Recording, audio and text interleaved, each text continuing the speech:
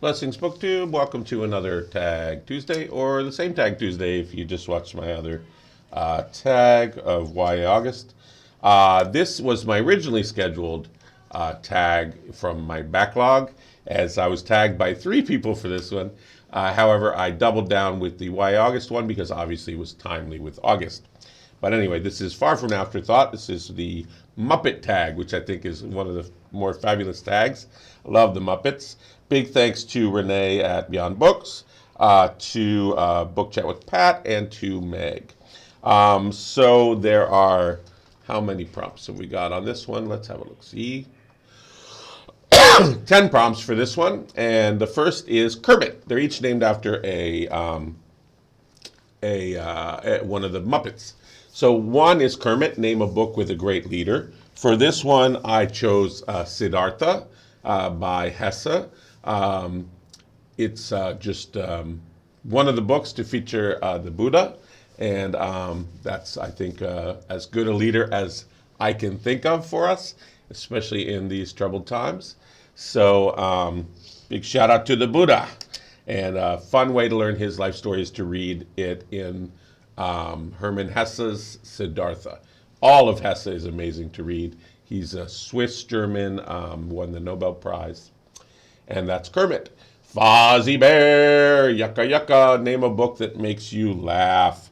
And for this one, I chose Dirk Gently. I did find the, what do you call it? Hitchhiker's Guide to the Galaxy a bit funnier.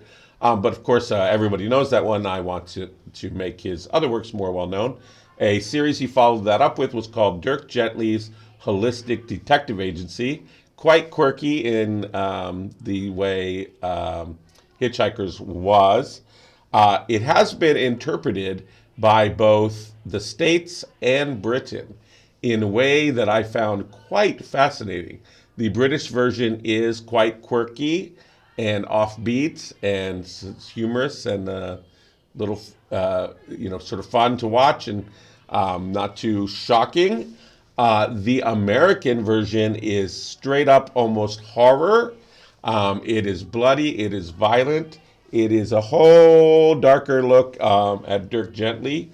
And let me know what you think of those two approaches and which you think is more in the spirit of Douglas Adams, or whether we should try to stay in the spirit of Douglas Adams.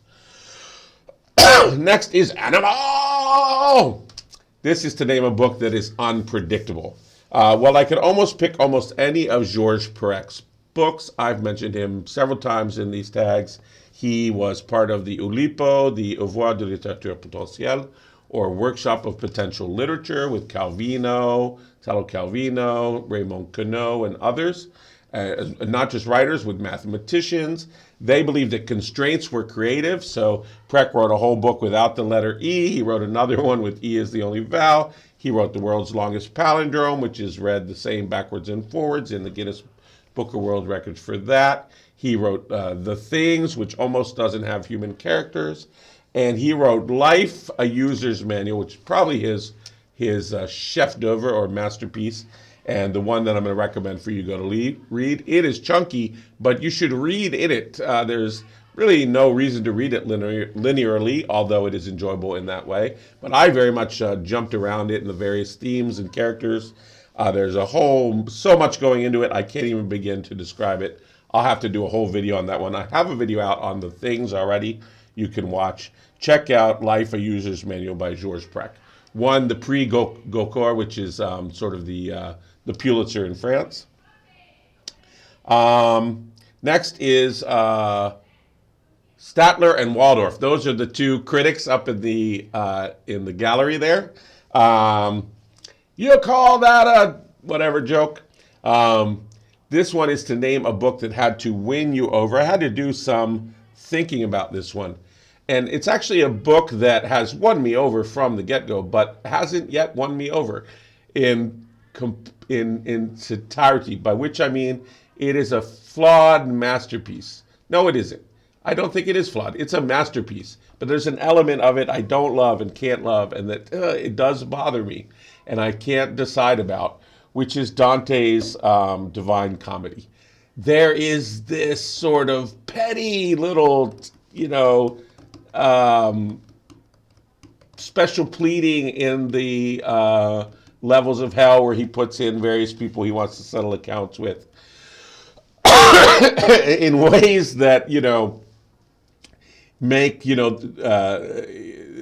where the pagans should stand in hell, you know, or other more important philosophical issues, um, somehow cheapens them. I don't know. I don't know what to say about that. I just don't know how to feel about it. I'd love your input on that. If anyone else is bothered by that element of the Divine Comedy, do let me know. I'm not against roman à clef, which would be, you know, these books where people put little secret versions of themselves and their friends in there. But this one in particular somehow just really, really bugs me. Okay, but I still hold up, of course, the Divine Comedy as a masterpiece. Unflawed masterpiece. So Ernie, next is Ernie. Why not Bert? Where's Bert? Oh, poor Bert. Bert and Ernie. Everybody always prefers Ernie. I like Bert. So it's the name of a character that is innocent or naive or both. This one I thought of Gimple the Fool. Gimple the Fool is a character based on folkloric character by a great storyteller, Isaac Basinger Singer, another Nobel winner, Polish, Jewish, and then emigrated, I believe, to America. He wrote several stories about Gimple. Gimple's always sort of like the butt of the joke, but he's happy. He's a holy fool. He doesn't know any better, right? So when he keeps coming home and finding new sons in the bed with his wife, he's just pleased to have a new son. And you know, never mind that, of course, this guy's not his son at all, but some fellow who's cuckolding him. His wife says it's another son of his, so Gimple is happy. All right, let's move on to Gonzo. Gonzo the Great. Name a book that defies simple genre definitions. For this one, oh, I'm so sorry. For this one, I picked Life, a User's Manual. I doubled down. I cheated. I'm so sorry. I forgot that I decided to use that one for this one and to go back and add a new one for Animal. I'll owe you another Animal, and by the end of this, I'll think of one for you. So Animal is an unpredictable novel. Okay.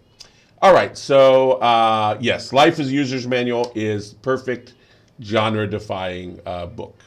Dr. Bunsen Honeydew 7. I don't actually super remember the character, but the idea is to name a book with a great concept. And I think a book with a great concept, there are bunches and bunches of them. I think the case studies in The Man Who Took His Wife for a Hat is amazing concept.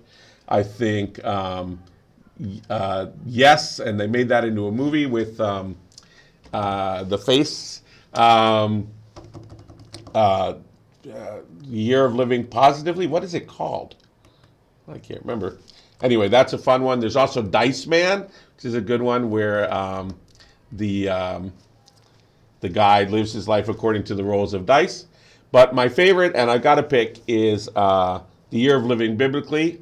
I think I've mentioned it maybe in a tag before.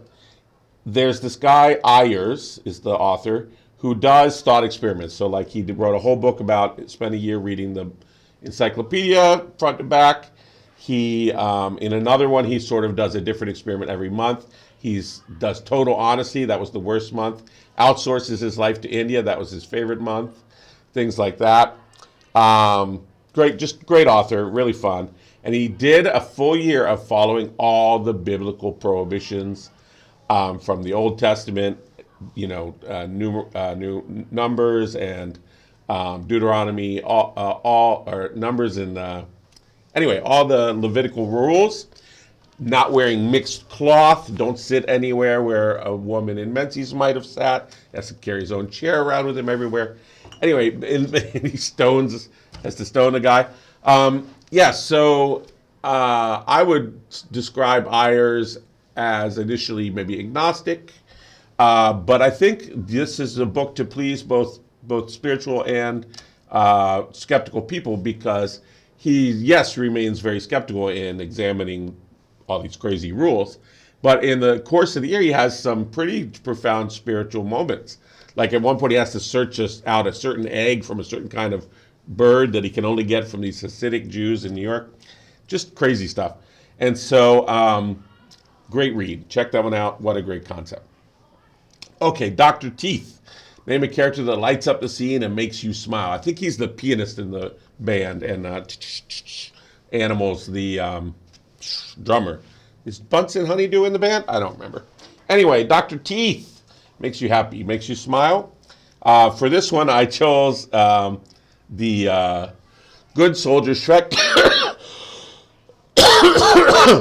Probably the funniest take on war that you'll ever imagine. I think he's in the Habsburg army. Here's a soldier who's just, constantly undermining not just military order, but all manner of order whatsoever. Just chaos making, half knowing, half not. Really great character, and a funny one of those books that you just laugh out loud.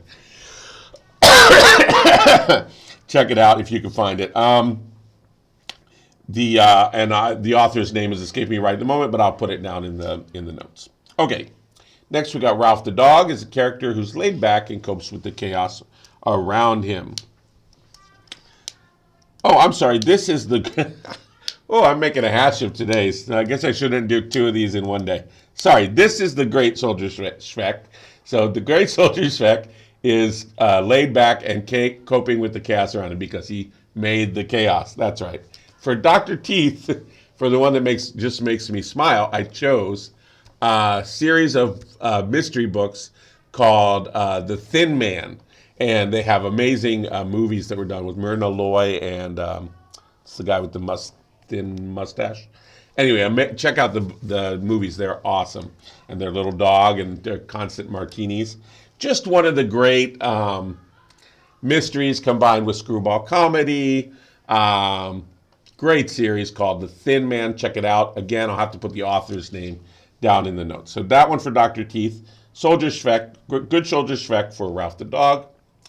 And finally, 10, The Muppets. Name a book with a great found family. For this one, I chose the very first book I made a video about on here called Shantaram. And it's the fellow from Australia who escaped prison and ended up in Bombay. And in Bombay, he's adopted by this charming guy who takes him into the slums at one point when he loses all of his money. So he ends up living in the slums for a long time, and where his little tiny bit of medicine and knowledge helps him. He helps people with their health in the slums. So he's very much beloved by everyone in the slums. They protect him at various times for various things. He does end up very much embroiled in a criminal gang, but who is also sort of like Muslim sort of scholars, and they eventually go into an intervention in Afghanistan. Excuse me, but that's another found family of his. He also has, and this is sort of the most sordid, most unreliable family of all. You would think should be his most reliable, being fellow Westerners, but actually the Indian people take better care of him.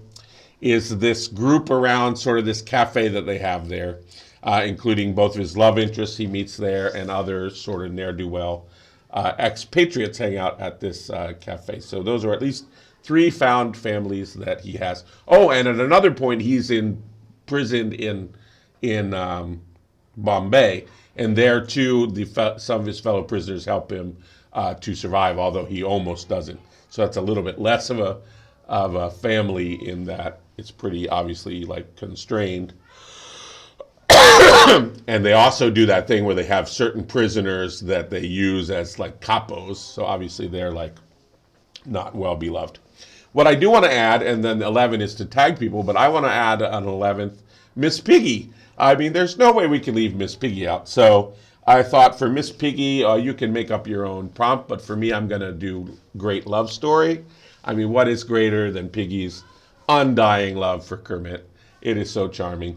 So for this one, I chose The Dame aux Camellias, The Lady of the Camellias, maybe in English, which is by Alexandre Dumas fils. So not Alexandre Dumas père, Alexandre Dumas the father, who wrote, Count of Monte Cristo, Three Musketeers, Man in the Iron Mask, all that. But Alexandre Dumas fils, Alexandre Dumas the son, who wrote this beautiful love story about a sort of a lady of the night and this boy who's besotted by her and their difficult love affair and illness and all that good stuff. I won't tell you if it's tragic or not, but it's a beautiful love story.